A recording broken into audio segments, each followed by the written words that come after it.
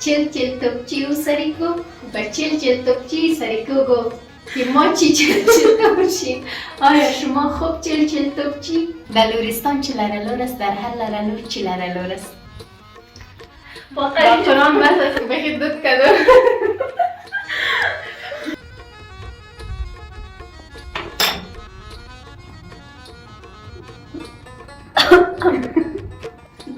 امروز اول برنامه ما از مرچ است.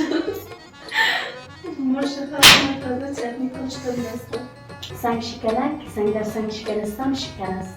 سنگ شکنک، سنگ شکنک، سنگ در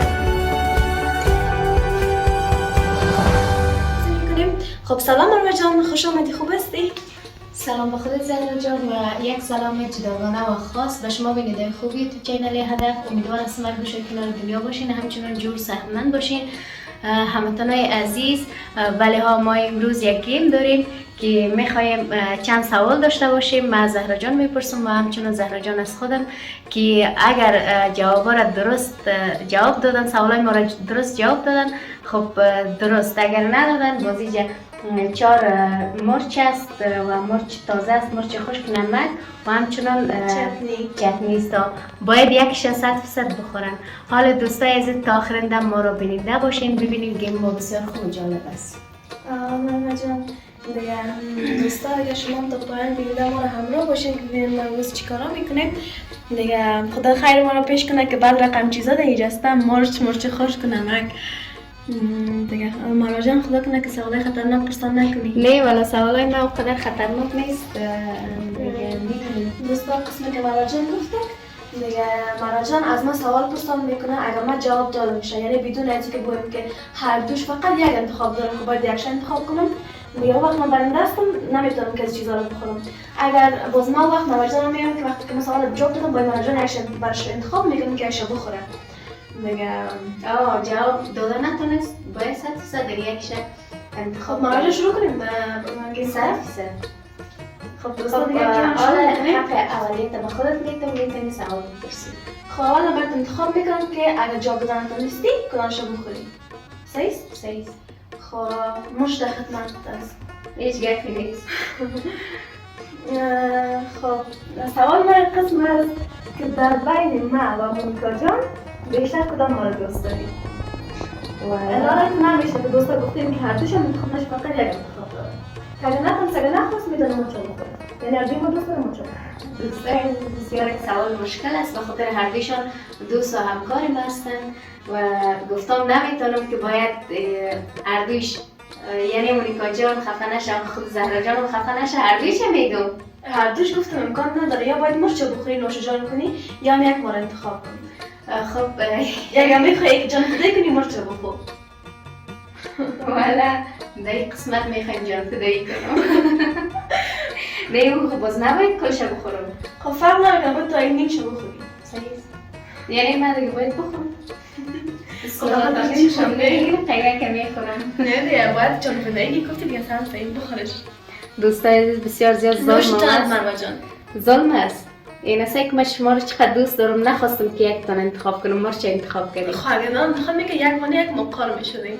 او خاطر. یک رقم تندم است و خدا. نوش جانت بخور دیگه. تنظیم بخور. به خاطر که انتخابتان نکردیم خیلی سرمست ظلم نکن، بگو که بست است. نه تو بخور. دوستای زود و کار است. بسیم است. دقیقا دونه نمیشه. باید بخوری. نیمه شد کلان مرچ باید است. بخوری دیگه. نوش جانت. نوش جان به افتخار زهرا. فایده نداره. به افتخار خودت مونیکا. خورده است.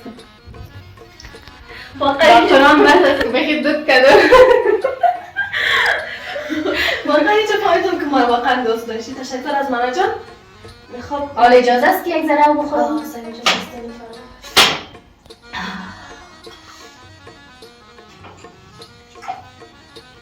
واقعا میفهمیدم که ما رو دوست دارم. دیگه مروه جان نوبت خودت است. نمی‌تونی که با من صبر نمی‌کنی که اندام یک ذره سوزش شارم. خیر از گرفت نیست. پکر کنم چی کنم؟ راحت باش.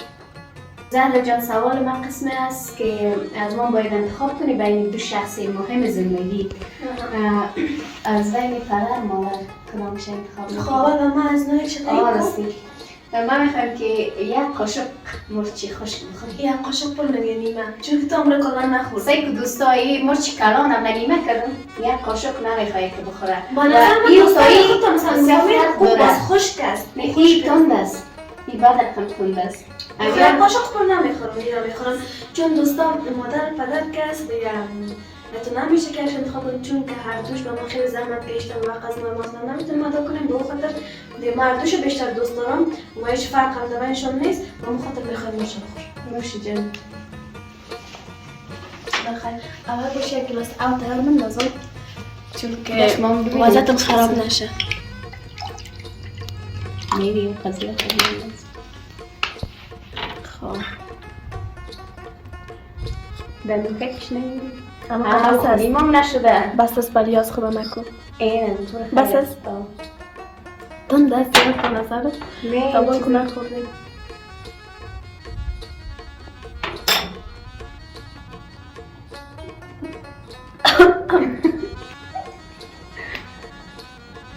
برید نفهمیدی که چی بود. زیاد تنبود نه باور کن. دارم کنم نفهمیدم. کدوم رفت و کنجا کنید.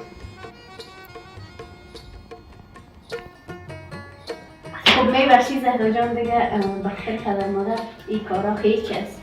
بیا بریخ 100% معلوم است. خب نوبت من است. نوبت خود است میتونم. نمک به خدمت است. نمک؟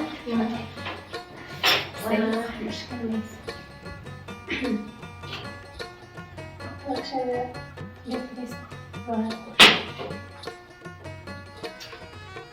خب دوستای عزیز یکی از دوستای مروه جان دیگه مریم جان هم هستم یعنی دوست خیلی صمیمی شسته به اون خاطر دیگه اینجا من ازش یک سوال میکنم از کسی که از بین من و مریم جان از کدام ما بیشتر متنفر هستی؟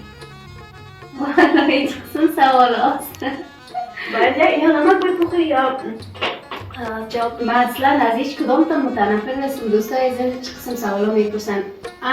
مریم جان رو بی‌حد دوست دارم من هم خودته دیگه من یک گوشه دیگه کمک تو بلد نه هیچ کدام تا بلد نمیم خیلی بخونم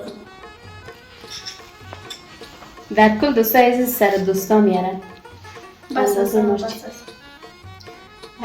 بندازم بلد خب اما بندازم سکنه خبر خوبی میکنم ارشی جان بسیار ضرر هم داره. اگر فکر کنم فشار که بالا باشه پایین نکنیش نه؟ فشار پایین است که یک دست خود نکنم داخل برنامه نه خدا نکنم نوبت سوال است.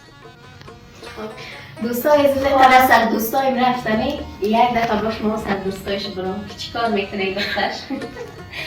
اینجا این خوبی خیلی آسان است والا چتنی خیلی دوستشم دارم گپ میگم اینجا باید هم یک کاسه هم شاید بخورید.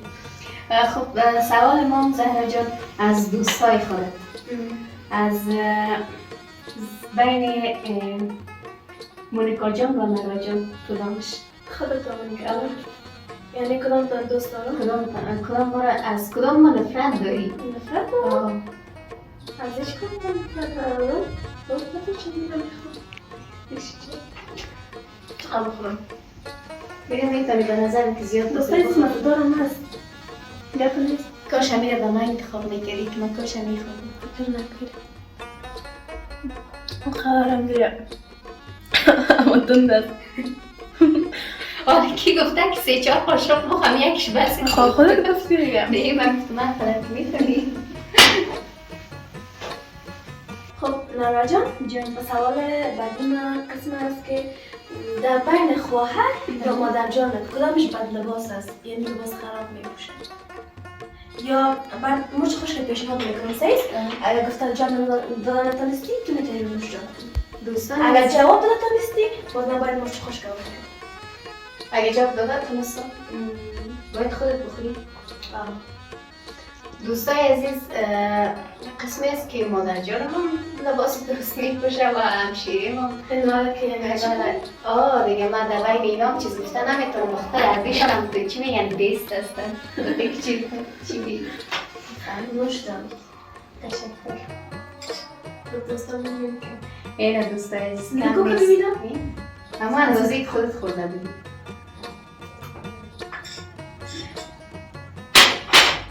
اساسیت هم دارو. امروز کلا برنامه ما از مرچ است. مرچ خواهد چتنی کنشتن دستم. چطور بود؟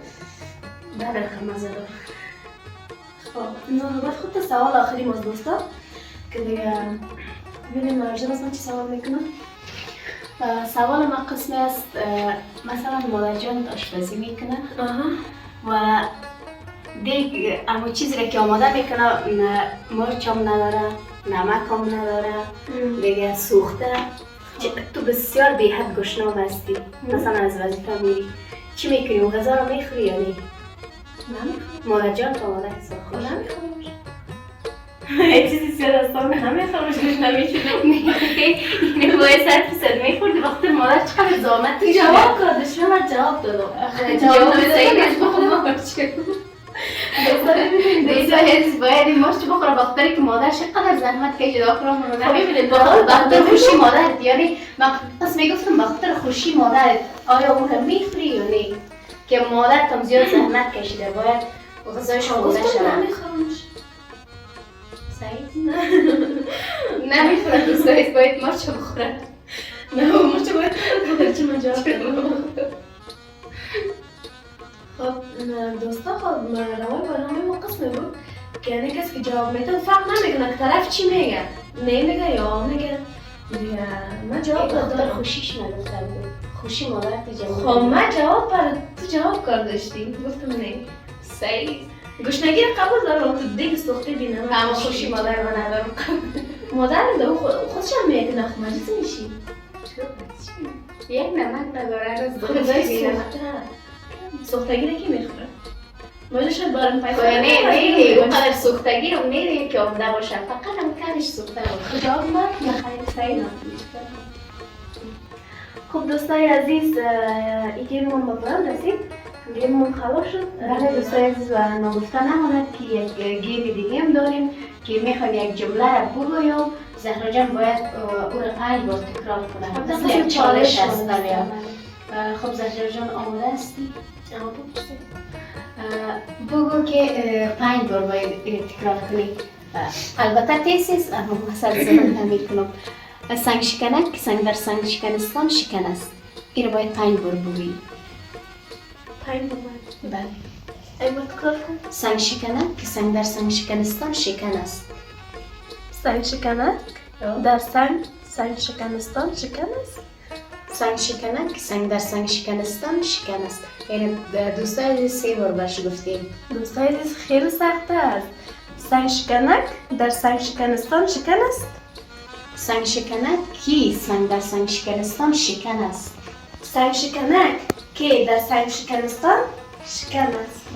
سنگ شکنک که در سنگ شکنستان شکن است. و دوستای عزیز نگفته نماند که به این امتیاز داده میشه. آقای زهرا جان گفتن باید از 10 نمره برش چند نمره بود زهرا جان آخرت بگو. این همه دانستم دیگه باز.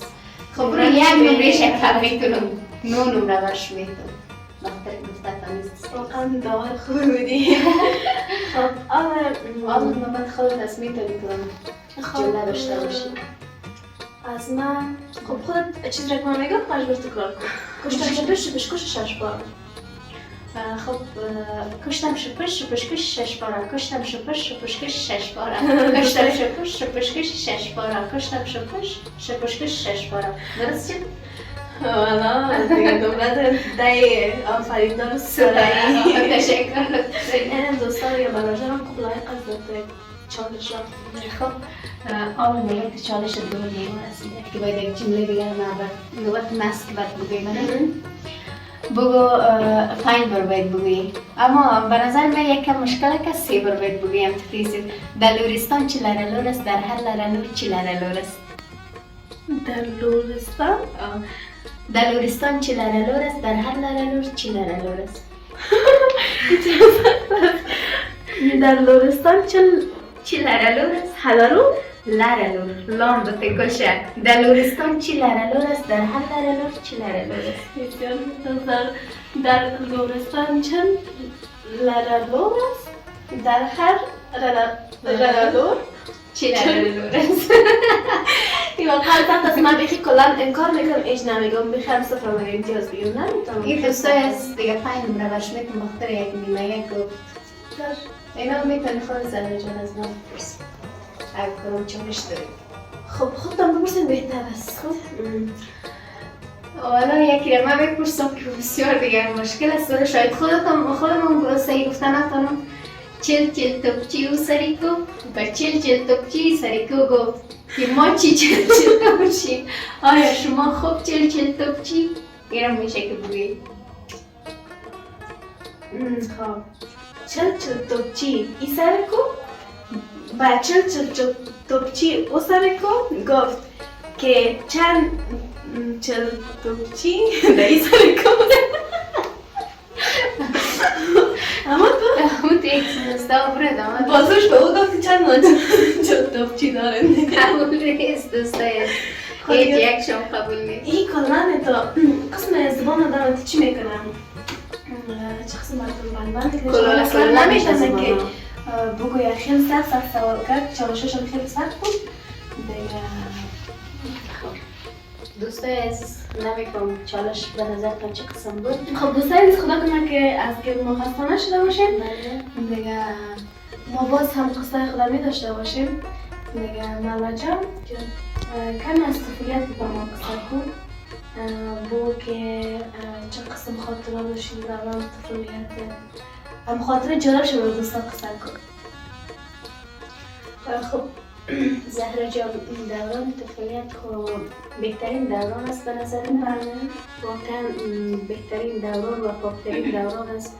خب خاطره جالب از دوران طفولیت خب در ذهن فعلا نیست مگم بسیار دوست داشتم دوران طفولیت من.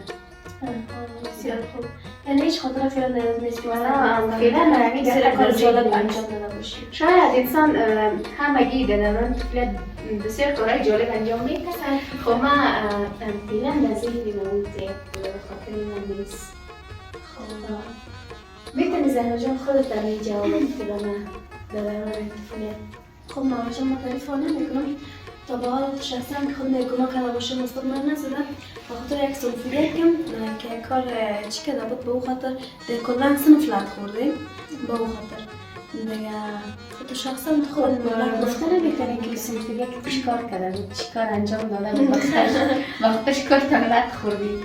خب مکتبای ما که بود قسمی بود که ارسیش طرف کوچه بود طرف کوچه بود این یه دختر نمیفهم پیش پیسه بود یعنی کراچی آیسکریم که نیست یه از پیش ارسی که تیر شده یه دختر گفت که خیلی میرم آیسکریم میخرم این برای ازی خوب گفتیم که نکو تا کارانه گیر میریم دیگه اون وقت سالم تغییر شده بود که باید استاد دیگه رو میامد این دیگه رفته که از ارسی میخواست پیسه رو بده که آیسکریم رو بگیره دمو اصلا بود که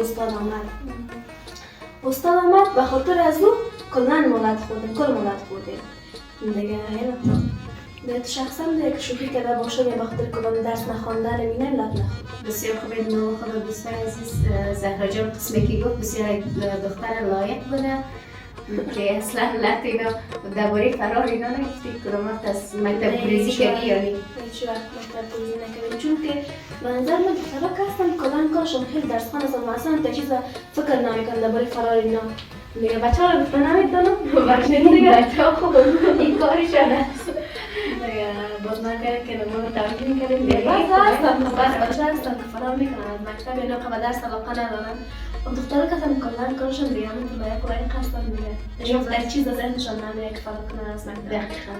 و خودت چطور؟ از دوران مکتب کنم خاطر جالب داشته باشی؟ از دوران مکتب ما والا کدام خاطری جالب ندارم مقصد سنفی هایم و دوستایم که واقعا پشتشان دق شدیم اگر ما را از طریق میبینن بشان میگم که بی حد پشتشان دق شدیم مهنامای ما را ببینید لایک کنید سابسکرایب کنید دوستای عزیز و بسیار خوب دوران است دوران مکتب. 100% مامان جان دیگه خب مالا جان حالا از چی قصد که از شبای امتحان که مثلا وقتی که امتحان داشتیم چی میکردی مثلا؟ والا شبای امتحان خو تا صبح بیدار بودم موقعتش و مادر جانم که بسیار زحمت میکشید همراه بیدار بود. شب تا صبح ما که بیدار بودم درس ما میخواندم و مادر جانم میشیشت و ما میخوش بیار چای بیار کتمه میشنید خرش نبره. واقعا اون زحمت های مادر جانم بود. امرای خودم یک جمعی تشکر از مادر جانم میتبارم. باز من خاطر جالب از همین تانم از همین شبای امتحانم دیگه روزانه خیلی کوشش میکردم درس بخونم درس نمیخوندم. دیگه شبای امتحانم که بود ما که بودیم کلا صنفیات در واتساپ گروپ جور میکردیم. باز هر مشکل که داشتیم در واتساپ کلا مشکلای خودم میگفتیم دیگه. خب یک شب دیگه من شب چی هم از ریاضی دوستای عزیزم از اون ریاضی خیلی بدم میاد اصلا میچینه انا مثلا سوالات میگیرم و بعد از اینکه وقتی که خلاص کردم شد دیگه یادم میره که چی بود چه قسم معلوم میشد. دیگه خیلی کار میکردم پیشم دیگه خیلی هموشم خسته و مانده بودم. ما و هر شب که بود اول قهوه میخوردم باز درس میخوندم همون شب بیخی گنگس گیج بودم. دیگه فکر کنم ساعت تقریبا 2 بجه 3 بجه بود دیگه تا اون وقت من شیشته چشمای میگم تو رفتن است که هیچ پرسان نکنم خیلی خرم گرفته بود. باز بجای ای که من اول قهوه رو بخورم دیگه اون وقت دیگه دست میاد در حال خلاص زن بود ساعت 3-4 بجه صبح میشد دیگه وقت ما اون وقت رفتیم قهوه رو خوردیم دیگه دستم خلاص شد ایران بودیم چی کنم هر چی که میکنم خرم نمیبره قهوه رو مرم 2 گلاس خوردیم دیگه به حد به اندازه شده بودم دیگه امون روزم دیگه کلا تو بیدار بودم. دختر اگر ما وقتا اگر قهوه رو میخوردم الوقت خرم میشد نه که من که اصلا اما بعد من قهوه رو اول نخوردیم این استوری یا مستدار دوستایی دیگه نمیتونم خیلی برام جالب بود. دیگه باز پیش خود فکر کردم دیگه زحمتش کردی دیگه میتونستی مرور کنی کل درسایت دوباره؟ خب مرور کرده بودم چون که بازونه آدم که میگن نمیشه وقتی که نزدیک امتحان اینا که میشه نباید بخونی چون وقت کلا در چیزی کسی درس میشه روزمره دوستای عزیزت قرار که بخونی اونم روزمره بالکل دیگه در ذهنت میمونه. روز امتحان فقط شبش یک مرور که خلاص کل چیزا یادت میباشه. خب حالا دیگه موضوع مثلا درس مکتب میامد باشه مورد سوال کنم که قبلا در برنامه گفتم که بیشتر مطالعه اینا دارم. خب بگو یک مثلا بیشتر گفته بودی که رمان چیزا رو میخوانی دیگه در قسم چی میگن مثلا کتابایی که چی باشه حتی سیاسی باشه یا مثلا کتابای مثل درباره هدف روانشناسی یا باشه خواندی؟ والا درباره روانشناسی بله مطالعه داشتیم و در کل کتاب‌هایی که داستان داشته باشه و بسیار خوشم میاد و همچنین روانشناسی هم بسیار خوشم میاد که مطالعه داشتیم و خواندیم. خب دوستای عزیز این بود برنامه امروز ما. خدا کنه که براتون جالب و دلچسب بوده باشد. تا برنامه‌های بعد پسند شما قرار گرفته باشد تا برنامه‌های بعد که باز هم ما در خدمت شما قرار میگیریم شما را به خداوند یکتا و یگانه امانت میکنیم و همچنان ما گفتم نباید گذاشت که یوتیوب چینل هدف را لایک سابسکرایب نمایید و منتظر کامنت‌های خوب زیبایتان نیز میباشید. بله دوستا دیگه ما در پایان برنامه رسیدیم. تشکر از اینکه تا با ما همراه بودید و خدا کنه که برنامه خب دوستای عزیز تا برنامه بعد که ما باز هم در خدمت شما و با یک برنامه جدید در خدمت شما قرار میگیریم شما را به لایک و نیاز می‌کنم. خدا نگهدارتون.